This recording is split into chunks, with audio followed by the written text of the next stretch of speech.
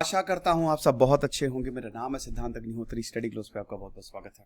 चलो आज हम थोड़े इंटरेस्टिंग टॉपिक की बात करेंगे। एरिया 51। पहली बात तो रक्षाबंधन की आप सबको बहुत बहुत बधाई। तो एरिया 51 की बात करेंगे और उसके कॉन्स्पिरेसीज थ्योरीज। क्या है एरिया 51? देखो, एरिया 51 बेसिकली एक पैच ऑफ डेजर्ट है, 83 मील लंबा, बहुत लंबा है, लगभग 150 किलोमीटर लंबा है ये। और लास वेगस है बगल में, salt flat at the foot of a mountain. बात करेंगे दोस्तों इसकी लोकेशन, इसकी ज्योग्राफी की। अब एरिया 51 बहुत विवादों में रहा है। बहुत सारी मूवीज में आपने एरिया 51 को देखा होगा। इंडिपेंडेंस डे शानदार मूवी थी, जब एलियन अटैक होता है तो उसमें एरिया 51 को दिखाया था। अमेरिका बोलता है कि ये हमारा सीक्रेट टेस्टिंग लोकेशन है। इसका वैसे दूसरा नाम है Nevada testing and training range. यहां पे तो भाई हम टेस्ट करते हैं, ट्रेन करते हैं। किसको टेस्ट करते हैं? जो वेपन्स हैं। अमेरिका हथियारों के मामले में बहुत आगे चला गया है।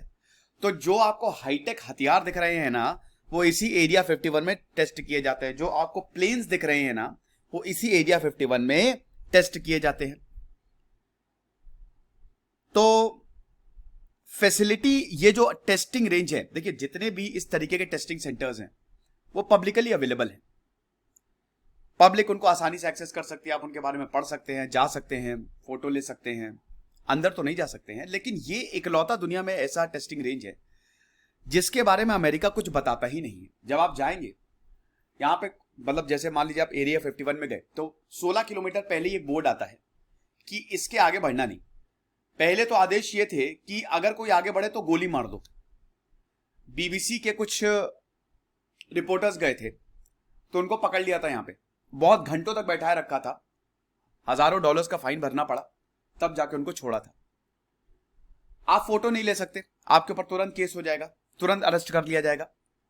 बहुत सारे, एक यहां पे जो सिक्योरिटी है बहुत टाइट है और सीधा ये CIA से लिंक्ड है, तो तुरंत मैसेज जाता है। ड्रोन्स तो छोड़ दीजिए, ड्रोन्स की तो बहुत दूर की बात है। ड्रोन्स तो आप उड़ा ही नहीं सकते।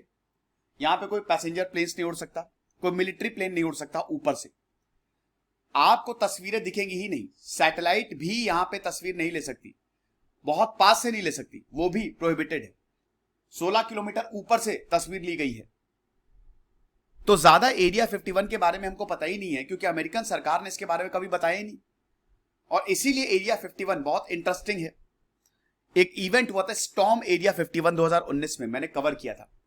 उसमें फेसबुक का ये इवेंट था। फेसबुक पे ऐसी लहर चली, फेसबुक पोस्ट वायरल हो गया कि एरिया 51 में चलो। 20 लाख लोगों ने बोला कि हाँ हम एरिया 51 में जाएंगे, स्टॉर्म एरिया 51, रेड करेंगे एरिया 51 को और देखेंगे आखिरकार वहां है क्या। खूब मार धो हल्ला हुआ, क्या जाएंगे, ऐसी की तैसी कर देंगे, एलियन को बाहर ले आएंगे, एलियन को गोदी में बैठा के खाना खिलाएंगे, राखी बांधेंगे एलियन को, या राखी बंधवाएंगे एलियन से, मजा आएगी। बहुत हो हल्ला हुआ। लेकिन जिस दिन इवेंट की बारी थी, खाली 150 लोग आए। वो भी एरिया 51 के पास नहीं गए, बहुत दूर जाके उन्होंने एक प्रोग्राम किया। बैंड आया था, उन्होंने प्रोग्राम किया और वापस चले गए। क्योंकि अगर आप एरिया 51 में घुस जाते तो अमेरिका आपको दौड़ा दौड़ा के मारता और उठा के बंद कर लेता। अमेरिकन अथॉरिटीज ने वार्न भी किया था कि अंदर आ मत जाना बेटा, आके दिखाओ औकात है तो। ऐसा था। क्या होता है, ये मिलिट्री आउटपोस्ट बोली है, क्या होता है अभी तक किसी को नहीं पता। ऐसा बोला जाता है, जो इसकी कॉन्स्पिरेसी थ्योरीज हैं कि इसमें एलियंस हैं। एक यहां के जो लोग काम करते हैं, साइंटिस्ट और जो भी गार्ड्स हैं, उन्होंने काफी कुछ बताया। कुछ लोग बताते हैं कि यहां पे एलियंस बहुत समय से हैं। एक रेडियो में, अमेरिका का एक रेडियो स्टेशन है, तो वहां पे एक आदमी ने फोन किया, अननोन था, और वो एकदम रो रहा था, ऐसे डरा हुआ था।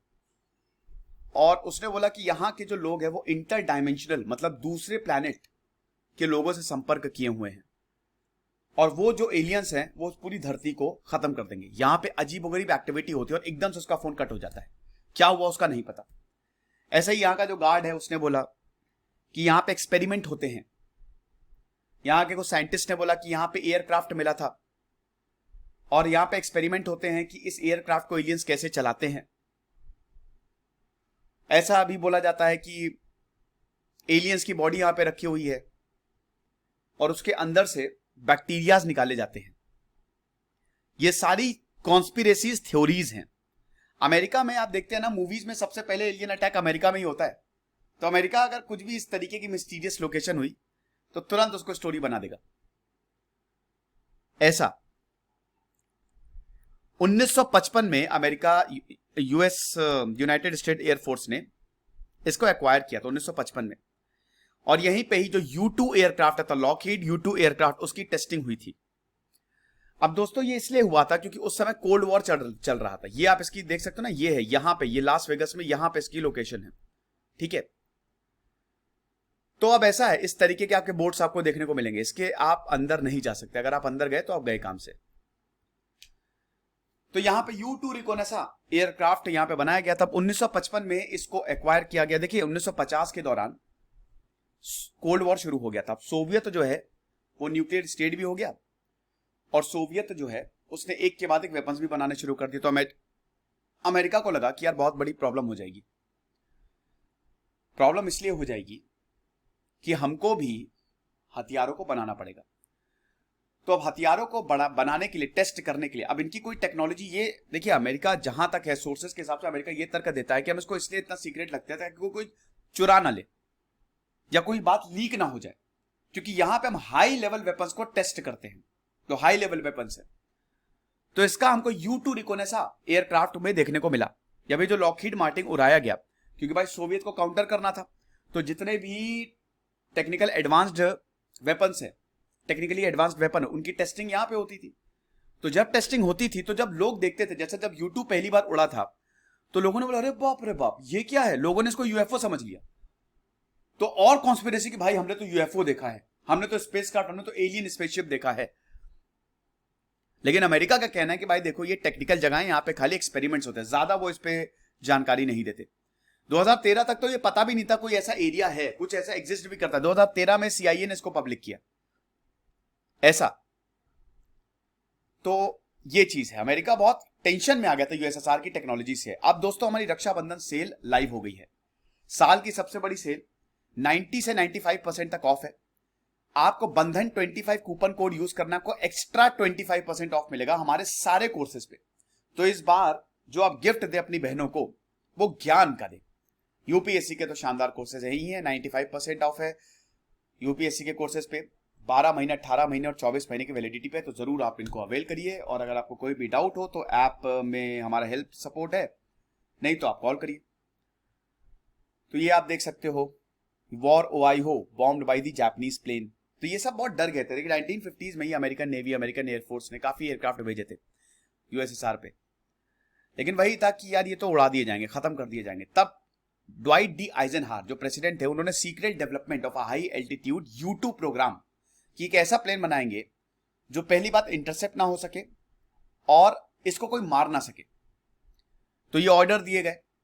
अब ये बनाएंगे कैसे, टेस्ट कहां करेंगे, लोकेशन जो है बहुत ही सीक्रेट होनी चाहिए। तब जाके नेवाडा डेजर्ट में इस लोकेशन को फाउंड किया गया। इसको ग्रूम लेक भी उस समय बोला जाता था, अभी भी है, यहाँ पे लेक आपको बगल में मिलेगी। तो इससे इसको एरिया 51, यहां पे जो से इसके बाद जितने भी वेपन्स की टेस्टिंग होती थी, बहुत बड़ी लैब है। ऐसा बोला जाता है कि नेवाडा तो ऊपर से आप देखोगे तो ज्यादा बड़ा नहीं है, लेकिन जब नीचे चलोगे तो नेटवर्क ऑफ टनल्स है, बहुत सारी टनल्स है, और उसमें लैब है जहां पे लगातार एक्सपेरिमेंट हो रहे हैं। अब इसको केली जॉनसन ने पैराडाइज रैंच भी बोला था, ये देख सकते हो ना, इस तरीके का हिसाब किताब रहता है। तो 1955 में जब U2 की टेस्टिंग शुरू हुई तो सबको लगा कि अरे UFO देख लिया भाई, UFO देख लिया, ओ माय गॉड ये कौन सा प्लेन है, ऐसा तो प्लेन हमने देखा ही नहीं। लेकिन बाद में बोला अरे नहीं भाई रुको जरा, सबर करो, ये U2 है, यानी हमारा एयरक्राफ्ट है। तो एयरफोर्स ऑफिसर्स ने फिर इसको बताया। लेकिन 1960s में काफी ज्यादा UFO साइटिंग्स देखी गई हैं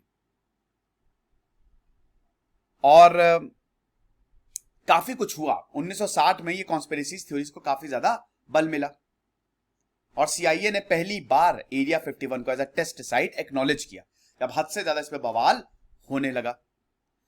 अब दोस्तों ओवर द इयर्स बहुत सारे स्टेल्थ एयरक्राफ्ट को यहां पे टेस्ट किया गया, A-12, F-117A, Tacit Blue, Bird of Prey, और अभी भी बहुत सारे एयरक्राफ्ट जो है वो डेवलपमेंट में है।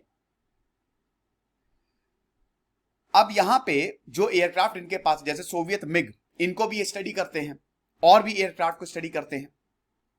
सितंबर 2017 air force lieutenant governor was killed under mysterious circumstances, जब इनका प्लेन जो है वो नेवाडा में ही क्रैश हुआ।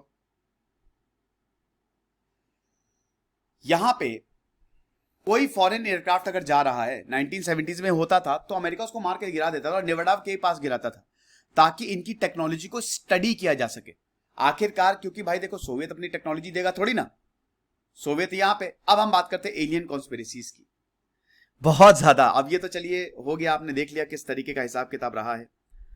1955 से एक्टिव है, काफी ज्यादा सीक्रेसी बहुत है, हद से ज्यादा। इतना सीक्रेट है कि आप अंदर भी नहीं जा सकते। लेकिन अगर आप कॉन्स्पिरेसीज थ्योरीज की बात करें तो 1989 में बॉब लिजार ने बोला, इंटरव्यू दिया था, कि उन्होंने एलियंस को देखा है यहां पे, और यहां पे एलियंस के स्पेसक्राफ्ट पे स्टडी हो रही है। एलियन स्पेसक्राफ्ट यहां पे क्रैश हुआ था, इसीलिए ड्वाइट डी आइजनहावर ने बोला कि इस एरिया को बनाओ। ये सब तो बहाना है, सीक्रेट मिशन ये सब कुछ नहीं है। तो ये चीज है। साथ ही साथ एक्स्ट्रा टेरेस्ट्रियल, यहां पे लगातार एलियन से संपर्क किया जाता है, दूसरी दुनिया से संपर्क किया जाता है, ऐसी रेडियो वेव्स भेजी जाती हैं। यहां पे बड़े बड़े एनर्जी वेपन्स को बनाया जा रहा है, स्ट्रैटेजिक डिफेंसिव इनिशिएटिव को बनाया जा रहा है, बायोलॉजिकल प्रोग्राम चल रहा है जो कि पूरी दुनिया को खत्म कर सकता है। वेदर कंट्रोल, वेदर को कैसे कंट्रोल किया जाए, मौसम को कैसे कंट्रोल किया जाए, इसका भी डेवलपमेंट यहां पे हो रहा है।